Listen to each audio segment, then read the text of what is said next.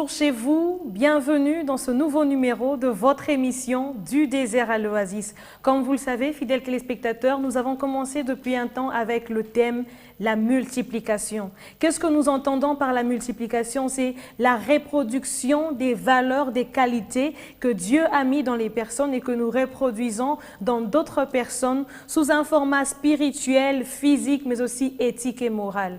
Et c'est lorsque nous parvenons à faire cette multiplication-là que nous arrivons à la communauté des vies abondantes. Et donc, nous parlons aujourd'hui de cette communauté des vies abondantes. Je suis avec l'évangéliste Léonard Kiswangi. Évangéliste, bonjour. Bonjour, Madame Jemima. Toujours un réel plaisir de participer à une émission comme celle-ci que tu présentes.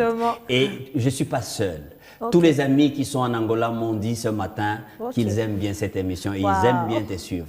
Mais pareil, écho, je l'ai reçu des amis qui nous suivent à Kenge dans les Grands Bandundu. Ok.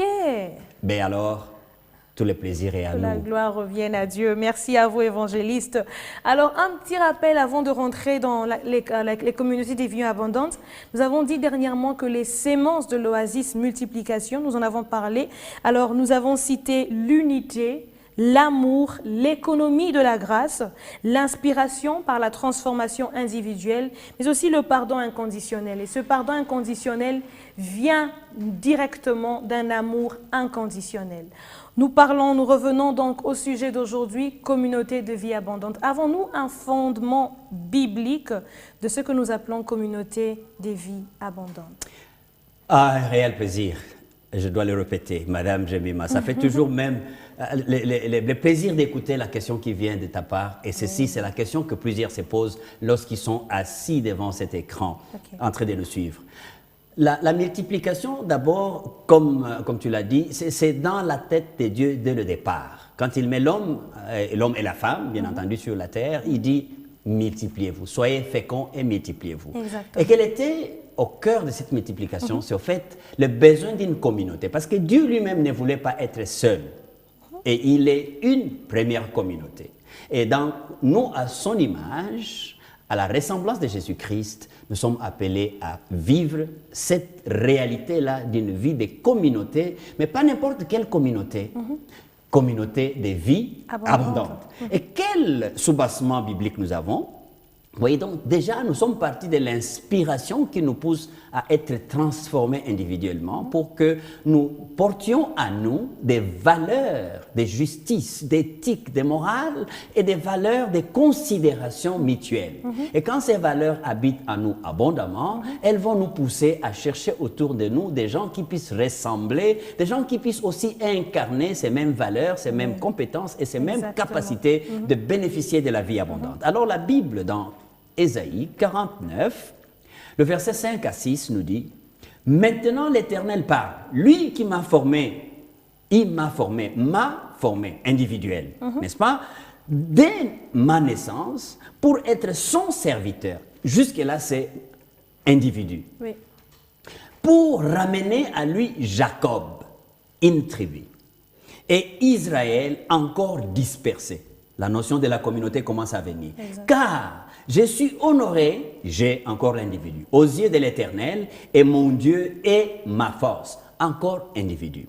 Mais regardez là où ça commence à bouger. Il me dit, c'est peu que tu sois mon serviteur pour relever les tribus de Jacob et pour ramener le reste d'Israël. J'ai été établi pour être la lumière des nations, DS, nations S. Oui. Tout simplement pour dire qu'il veut que nous soyons bien au-delà de notre petite limite, que nous ayons de l'influence qui atteigne des communautés. Et lorsque ces communautés reçoivent la vie abondante qu'il y a en nous, telle que nous l'avons reçue de Christ, autour de nous, ce sera des communautés de vie abondantes. Je voulais peut-être te donner un autre soubassement biblique qui nous autorise de parler de ces notion de communauté de vie abondante. Genèse 12. Le verset 1 et 3 disent, l'Éternel dit à Abraham, va-t'en de ton pays, individu, Abraham, de ta patrie et de ta maison, la maison de ton père et de ta mère. Vous voyez, la communauté déjà là de base, elle est là, elle est solide, oui. Mais Je t'envoie dans le pays que je te montrerai. La notion commence à devenir plus grande. Okay. La famille, la patrie, mais dans un pays que je te montrerai. Okay. Je ferai de toi une grande nation. Voyez, la multiplication de la communauté vient même dans ces soubassements parce que Dieu veut qu'il y ait une grande nation, une grande communauté qui se développe autour d'Abraham. Et laquelle communauté rendra le nom d'Abraham grand. Et voilà donc de ces deux textes pour faire l'économie des temps, nous trouvons que dans la tête de Dieu, il y a les Tov Meod. Pour ceux qui font la théologie, ils vont bien se retrouver. Tov Meod, c'est le terme grec qui nous représente la vie en abondance. Parce que quelle langue? C'est en grec. Lorsque Dieu créait, toutes choses qu'il créait, il les créait en paires. L'objectif était la multiplication, mais aussi l'objectif était la vie en communauté. Et donc ça, c'est au cœur de Dieu, mais ce n'est pas n'importe quelle vie, justement, en parlant de Tov Meod, c'est donc une vie abondante, une vie où il fait beau vivre, pour se répéter, une vie où il y a la plénitude de l'amour, de pardon, les éléments que tu as cités plus haut, qui font les sémences à multiplier. L'unité, oui. Alors, une autre question, est-ce que cette multiplication des vies abondantes concerne uniquement l'aspect spirituel? Mais vous l'avez bien dit, madame. Non. Bien entendu que non. Parce que Dieu, quand il crée l'homme, il veut le développement, il veut l'harmonie. En fait, il veut le salut de tout l'homme. Et tout l'homme, mais aussi il veut le salut de tout homme. Alors, tout l'homme, c'est-à-dire l'homme dans son intégralité. C'est pourquoi même nous parlons de salut holistique qui touche les aspects spirituels, les bien-être des relations, l'homme avec Dieu, mais aussi des relations avec l'environnement tout autour de soi. Mais la relation non seulement avec l'environnement, comme c'était Adam et Ève juste dans un jardin, mais cela va au-delà de l'environnement. C'est l'homme avec l'homme. Voilà pourquoi nous cherchons même la transformation à l'image et à la ressemblance de Jésus-Christ. Donc, la multiplication des communautés de vies abondantes auxquelles nous faisons allusion, les communautés abondantes, c'est dans tous les aspects de la vie, qu'il y ait l'éducation, la santé, l'économie, les sports, pourquoi pas, bref, le développement harmonieux de tout l'homme. Et de tout homme. Et de tout homme. Et donc nous saisissons que cette communauté ou cette multiplication, ce n'est pas seulement pour avoir des pasteurs, pour avoir des chantres, adorateurs, pour avoir...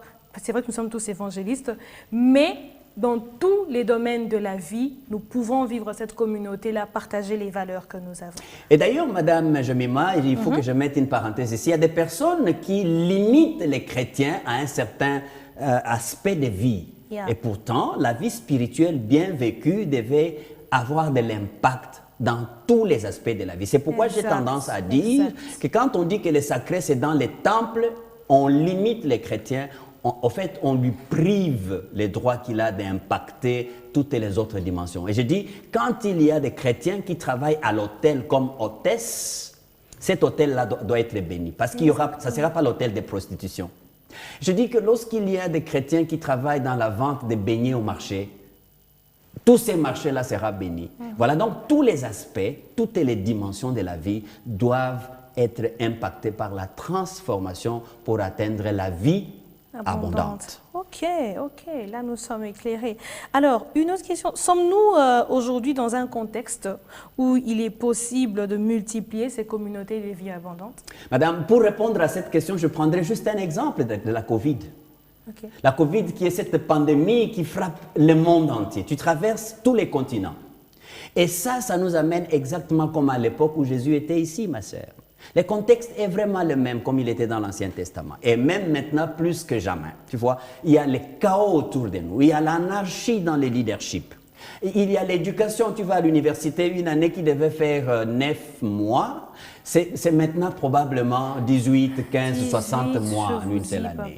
Et tu vois, nous avions à l'époque des possibilités d'aller à la bibliothèque et lire un cours et venir l'exposer. Aujourd'hui, c'est le professeur qui doit faire un petit résumé de 2 paragraphes et il dit droit d'auteur. Vous payez les droits d'auteur le jour où il vous donne le syllabus. Vous payez les droits d'auteur le jour où il vous donne l'interrogation. Vous donnez les droits d'auteur le jour où il va corriger cette interrogation. Le comble, c'est que des antivaleurs deviennent des valeurs et ça devient les normes. Et pourquoi ceci? Ceci se résume en ce que l'Ancien Testament, le moment où Jésus arrive pour parler de ce développement de la communauté des vies abondantes, le diable était déjà là. Il venait avec ses mensonges, avec ses déceptions, cherchant à donner la mort, et les gens vivaient une vie de misère et de souffrance. C'est pourquoi Jésus, quand il arrive, ce que m'a rappelé Luc, le chapitre 4, à partir du verset 18, il dit « L'Esprit du Seigneur est sur moi. Il m'a oint pour annoncer une année de grâce, pour annoncer la délivrance à ceux qui sont captifs, pour sortir de ceux qui sont en prison. » Ceux-là, encore aujourd'hui, on trouve des gens qui sont en prison à cause de leur genre. On a des gens qui sont en prison à cause de leur tribu, à cause de leur provenance géographique. Donc, le contexte est encore bel et bien planté, le décor est bel et bien planté où des antivaleurs règnent encore. Je ne vais pas aller beaucoup plus loin, mais ouvrez seulement la radio, ouvrez la télé pour suivre des informations. Vous allez apprendre combien tombe à l'Est à Béni, et mon cœur saigne quand j'entends tout ça. Et pourquoi ça? Parce qu'il y a le leadership égoïste. Il y a les mensonges qui sont véhiculés par ceux qui sont à la recherche des intérêts égoïstes. Et il y en a même qui semblent se donner des noms, mais au détriment de la vie communautaire. Donc le contexte est bel et bien là où Jésus revient et il dit il est temps qu'aujourd'hui qu'il y ait le paradigme qui change et pour que l'on puisse donner la vie en abondance. Parce que le peuple jusqu'aujourd'hui est en train de gémir sous les poids parce que les méchants que Dieu a vu se développer dans Genèse 4 et 6, les méchants pour lesquels Dieu a demandé que Noé puisse bâtir l'arche, ils se multiplient encore. D'où raison d'être toi et moi parler fort dans cette émission pour que ceux qui nous écoutent puissent se ranger du côté de ceux qui vont devenir de bonnes semences pour multiplier des communautés de vie abondantes où il vit la réconciliation, la paix, le pardon et la convivialité les uns à côté des autres. Exact. Et donc, nous n'avons pas à nous asseoir chez nous, à nous demander ce que nous avons à faire. Nous n'avons qu'à sortir et à voir que le monde, en fait, la vie a besoin de nous, a besoin de ce que nous avons en nous pour apporter cette vie abondante. J'ai failli dire cette vie abondance. Alors, nous avons dernièrement parlé de quelques sémences de l'oasis multiplication. Alors, pourrons-nous aujourd'hui aussi parler d'autres sémences, parce que nous n'avions pas ce qui est sûr fini la liste. Alors, quelles sont d'autres sémences de l'oasis multiplication? Nous allons les citer rapidement. La première sémence que nous voulons que les gens qui nous suivent, mes frères et sœurs qui nous suivent, saisissent, c'est le travail en équipe. Ça, c'est une sémence des communautés de vies abondantes. Lorsque vous êtes à la tête d'une commission dans une église, lorsque vous êtes à la tête d'un département dans un ministère quelconque, vous devez vous rendre compte que votre travail ne sera un succès que lorsque vous considérez l'apport des autres. Donc le travail en équipe, Genèse 1, 26 le dit. Puis Dieu dit, faisons l'homme à notre image. Donc il y a ce travail en équipe qui donne la considération pas seulement de la tâche à accomplir, mais la valeur de la personne avec qui il faut accomplir la tâche. 2, la valorisation des relations saines. Il y a plusieurs qui exploitent les relations juste au détriment, tu vois, de la communauté. Et c'est pourquoi souvent je dis, ceux qui aiment la communauté détruisent la communauté. Pourquoi? Ils ne valorisent pas des relations saines, mais ils valorisent des relations de division, si vous voulez bien, ségrégationnistes, hein, des relations où la coterie les enfants, les ressortissants ça détruit, n'est-ce pas, la vie de la communauté, des vies abondantes. C'est une valeur, c'est une sémence qu'on doit cultiver, c'est la valorisation des relations saines. Amos 3.3 dit, 2 personnes ne se mettront pas ensemble pour aller de l'avant sans s'être mis d'accord au préalable. 3, la place qu'il faut accorder, n'est-ce pas, à chaque membre selon ses capacités. Souvent, nous trouvons que la communauté de vie abondante est détruite par la collaboration des gens, même médiocres contre médiocres. Et pourtant, on devait accorder de la place à la capacité de faire ce qui doit faire avancer la communauté, non juste le clientélisme. Non, non. 4, la vision commune.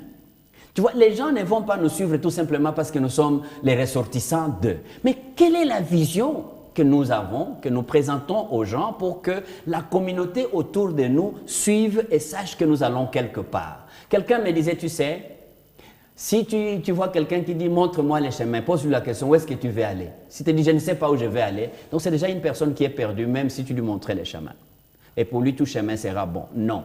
Il faut qu'il y ait des leaders, il faut qu'il y ait des personnes qui inspirent la vision de la transformation pour la vie abondante. Oui. Et enfin, une autre sémence, c'est la communauté de vie abondante elle-même qui se développe au fur et à mesure qu'elle est dans l'apprentissage. OK.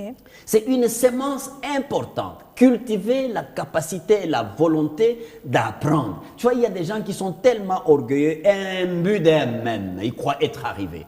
Mais Jésus-Christ nous donne l'exemple. C'est lui qui est notre modèle à la ressemblance duquel nous voulons marcher. Il dit dans Luc 2, 52, il croissait, il grandissait. Au fait, il avait la capacité d'apprendre. Déjà, il a commencé comme l'enfant du charpentier, où il a appris à faire le meuble.